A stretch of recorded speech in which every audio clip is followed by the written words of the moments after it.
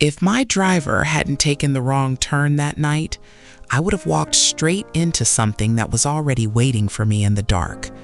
Not fate, not luck. A setup that had been quietly tightening around my life for weeks without me ever noticing. My name is Lydia Moore. I'm 61, and I used to believe danger always announced itself. It doesn't. It whispers through routines you trust. 6 months earlier, I was standing in a hospital room in Glendale, holding my husband's hand as the machine slowly gave up on him. No dramatic goodbye, no final words that fix everything. Just that unbearable silence when a life stops and the world keeps moving like nothing happened. We were married almost 4 decades. Daniel was a high school history teacher, the kind of man who remembered everyone's name but forgot where he placed his keys every morning. When he died, I didn't just lose him. I lost the version of life that still felt stable. The insurance money disappeared faster than grief could settle. Medical bills, rent, utilities. Los Angeles doesn't pause for funerals. It just keeps charging forward. I moved back into an old bungalow in East LA we had bought when the neighborhood still felt like a future we could afford. Now the paint was cracked, the streetlights flickered like they were tired too, and every room felt louder in silence than it ever did in noise. My son lived out of state. We talked, but not enough to call it closeness anymore. Grief does that. It doesn't just take people, it stretches everything between them until even love feels far away. At 61, I couldn't afford to stop, so I took a night job in a private records archive downtown. Civil case files, sealed documents, legal evidence storage, the kind of place where forgotten truths go to sit in boxes. My shift ended almost midnight, and for a while I still took buses home, until the route started disappearing. One night, I stood on a corner after work and realized the city had quietly removed my way back home. That's when I started using rideshare apps. That's also when I met him, Aaron. The first time his car pulled up, I almost didn't get in. Empty street, late hour, a man in his 50s behind the wheel with quiet eyes that looked like they'd seen too much and said nothing about it. But his rating was perfect. Hundreds of rides, no complaints. So I got in. He didn't turn around, just asked, calm and low, "Long night?" I remember staring at the back of his seat before answering. "Every night." He nodded like he understood something I didn't say out loud. And that was it. That was the beginning. After a week, it stopped feeling like a ride share. It became routine. Same pickup spot, same time, same silence that didn't feel empty anymore. Aaron never pushed conversation, never asked personal questions, but he noticed everything. When I was quieter than usual, he drove slower. When I looked exhausted, he turned the AC down like he thought cold air might make things worse. When my hand shook from holding coffee too long, he pretended not to see it, but somehow still made the ride smoother. I started bringing him tea, not as a gesture, not as kindness, just something warm to survive the nights.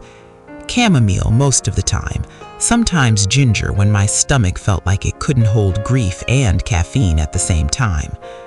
One night I handed him a second cup without thinking. "You don't have to do that," he said. I looked out the window before answering. "I know, but the nights are long." He accepted it without arguing, like he understood loneliness doesn't always ask for permission before it becomes habit. By winter, those 12-minute rides were the only conversations I had with another human being that didn't feel transactional. And slowly, something strange started happening. Aaron began remembering things I never said out loud. Which nights I worked late, which streetlight near my house flickered before it died completely. The fact that I always double-locked the door when I was anxious but pretended I didn't. At first, it felt comforting. Then it started to feel precise. One night as we passed my street, he slowed slightly. "There's a car again," he said. I looked out. Nothing unusual, just parked vehicles like any neighborhood. "Probably a neighbor," I replied. He didn't argue, but he didn't forget either. Another night, he asked almost casually, "Do you ever bring work home?" "No," I said immediately. "Everything stays at the archive." He nodded, but something in his expression shifted. Not relief exactly, awareness. Around that same time, my life at work started showing small cracks. Files that didn't match their scans, documents that looked slightly altered, numbers that shifted just enough to be dismissed as clerical error unless someone was paying close attention. So I paid attention. That's what my job required: verification, chain of custody, pattern recognition. But patterns only matter when someone is willing to see what they're pointing at. Aaron was seeing something too. Not my work, or more accurately, the space around me. A man on the corner near my block, standing there too often to be random. A parked car that sometimes reappeared with different angles, like it was circling but never committing. A quiet awareness building in him that I mistook for routine observation. Until the night everything shifted. Rain started falling like the city was trying to erase itself. I got into his car like usual, handed him tea like usual, except this time he didn't turn toward my street. He kept driving straight, past my exit, past the turn I had taken dozens of times without thinking. "Aaron," I said slowly, "you missed it." He didn't answer immediately. His grip tightened on the wheel. Then he said something I'll never forget. "Don't go home tonight." That sentence didn't feel like words. It felt like impact. My chest tightened. "What are you talking about?" He finally looked at me, and for the first time I saw something behind his calm that wasn't calm at all. "I need you to trust me," he said, "just for tonight." We didn't go to my house. We didn't go anywhere familiar. He drove until the city felt unfamiliar even to itself. Empty office lots, closed storefronts, streets that looked like they had stopped expecting people. Then he parked. Silence pressed against the windows like it wanted to listen in, and he told me the name, Victor Hale. I knew it, not personally, but from work, a name buried in files I had been auditing for months. Something about settlements, missing documents, financial irregularities that didn't fully connect yet. Aaron exhaled like he had been holding it for days. He said, "I've been driving him." That's when everything started collapsing inward. 8 rides, 8 conversations that Victor thought were invisible, but Aaron remembered every word, especially the ones said too casually, especially the ones that don't sound dangerous until you repeat them out loud. Your street, your work, your schedule, your house after midnight. Then Aaron said something that made my stomach drop. He mentioned you, not by name at first, just details, then enough details to become certainty. Someone inside my routine had been talking about me like I was part of a plan. My mouth went dry. "That's impossible. I don't even know him." Aaron didn't hesitate. "He knows you exist, and he knows your pattern." That word hit harder than anything else. Pattern. Because patterns are predictable, and predictable things can be used. That's when I told him about the audit, about missing files, about subtle manipulation inside civil settlement records, the kind of fraud nobody notices because it doesn't explode. It leaks, slowly, into the wrong hands. Aaron went quiet for a long time after that. Then he said, almost under his breath, "So it's not random." It wasn't a question, it was confirmation. We didn't go to the police yet, not immediately. First, he drove, circling, waiting, thinking, and somewhere between those empty roads and flickering lights, I realized something I didn't want to admit. He wasn't just a driver anymore. He was a man trying to decide how to keep me alive without knowing the full shape of the danger. Eventually, he stopped the car again, opened his phone, and showed me notes, pages of timestamps, locations, conversations written down exactly as they were spoken. Then he played audio, a man's voice, slurred, confident, careless, talking about access, about timing, about how people don't secure what they assume is safe. And then, my street, my routine, my house. I felt something inside me shift, not emotionally, but structurally, like the world had been holding itself together incorrectly, and I was only now noticing the fracture line. "He was going to come tonight," Aaron said quietly. The words didn't land as fear, they landed as certainty, a plan already in motion somewhere I had been sleeping through.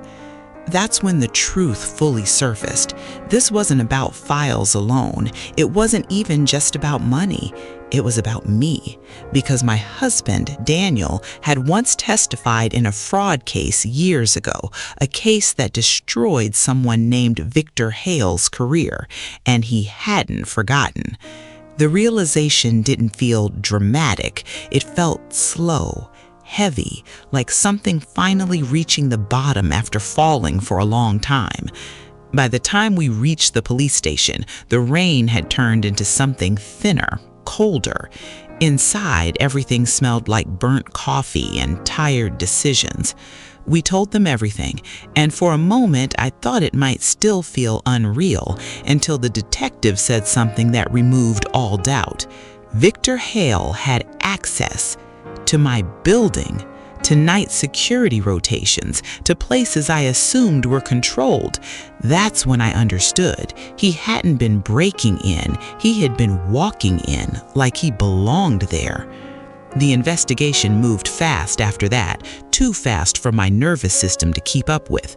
Search warrants, evidence logs, phone records, audio verification, and then the final confirmation came like a door closing. They found everything: altered documents, financial diversion trails, photographs of my house, my gate, my back door, a list labeled like it was just another task: contingency. He wasn't guessing anymore, he was preparing, and he had been close, closer than I ever let myself believe. They caught him before he reached my street that night. That's the part that still sits quietly in my memory, not the arrest, not the trial, but the fact that if Aaron turned at the normal corner, I would have walked into a version of my home that was no longer mine. Weeks later, I stayed in a hotel under police protection. My house felt like a place I used to live in rather than a place I owned. Even safety feels unfamiliar when it arrives after danger. The trial went and waved like something distant happening to someone else wearing my name. And when it ended, the verdict didn't feel like relief. It felt like silence after noise you didn't realize was damaging you. Life slowly rebuilt itself in small, uneven ways. I went back to work, the archive reopened under new oversight, new rules, new locks, new awareness. Aaron kept driving, but something changed. I started sitting in the front seat, not the back. We talked more now, not about danger, about life, about what gets lost when people stop listening too soon, about how silence doesn't mean peace, it just means absence of interruption.